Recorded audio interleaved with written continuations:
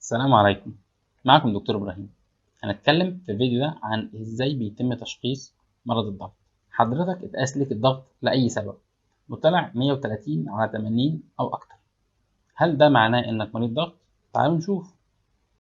أول وأهم حاجة نسأل نفسنا، هل قياس الضغط تم بالطريقة الصحيحة ولا لأ؟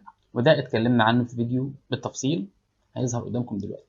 لو كان قياس الضغط ما اتعملش بالطريقة الصحيحة يبقى لازم نعيده بعد اتباع النصايح كلها اللي اتكلمنا عنها. طيب، لو اتبعنا التعليمات كلها وعدنا القياس وطلع برضو 130/80 أو أكتر، أو لو إحنا أصلا قايسين صح من الأول وطلع برضو عالي يعني 130/80 أو أكتر، هنا نبدأ نتكلم. في حالتين معينين تشخيص مرض الضغط فيهم بيتم من أول نظرة. أول حالة لو كان ضغط الدم الانقباضي أو الرقم اللي فوق 180 أو أكتر، أو الرقم اللي تحت كان 120 أو أكتر، سواء في أعراض أو مفيش أعراض، ده كافي إننا نشخص حضرتك إنك مريض ضغط ولازم تبدأ علاج فورا.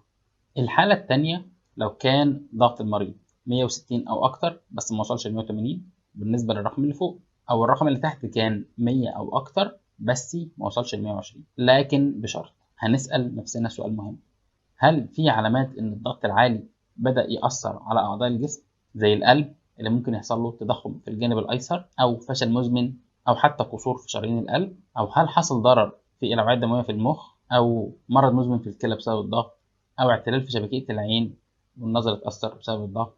لو الإجابة على أي جزئية من دول يبقى حضرتك مريض ضغط ولازم تبدأ علاج فورا بجانب علاج المشكلة اللي اكتشفناها. دول كده أول حالتين، ومرض الضغط فيهم بيتم تشخيصه في وقتها. لو كان الضغط عالي بس ما سببش مشاكل، وكمان الرقم اللي فوق ما وصلش ل 180 ولا الرقم اللي تحت وصل ل 120، هنا بنستنى شوية. بنطلب من المريض إن هو يتابع ضغطه في البيت أو في أي مكان قريب منه، بشرط إن هو يكون فاهم إزاي يقيس الضغط بشكل سليم زي ما وضحنا في الفيديو اللي هيظهر قدامكم. بنطلب منه يقيس مرتين كل يوم في مواعيد مختلفة، مرة الصبح ومرة بالليل مثلا، لمدة أسبوع، ويسجل القياسات دي كلها ويجيبها ويجي ونحسب متوسط القياسات.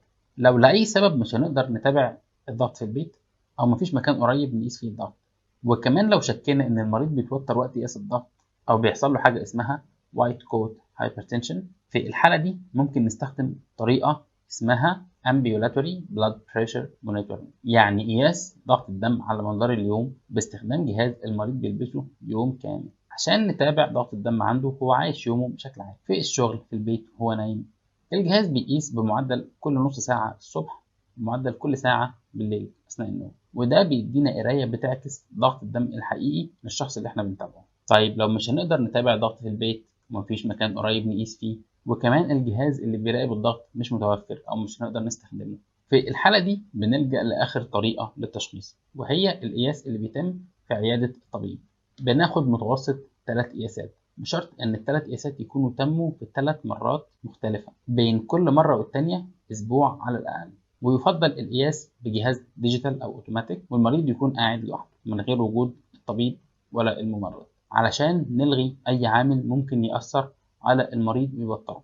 في ال3 حالات دول اللي هم متابعة الضغط في البيت أو في مكان قريب، أو لو هنستخدم الجهاز اللي بيتابع ضغط الدم على مدار اليوم، أو لو هنعتمد على القياسات اللي تمت في عيادة الطبيب، بناخد متوسط القياسات. لو لقينا متوسط الرقم اللي فوق أو الضغط الانقباضي 130 أو أكتر، أو متوسط الضغط الانبساطي أو الرقم اللي تحت 80 أو أكتر، يبقى كده تم تشخيص مرض الضغط.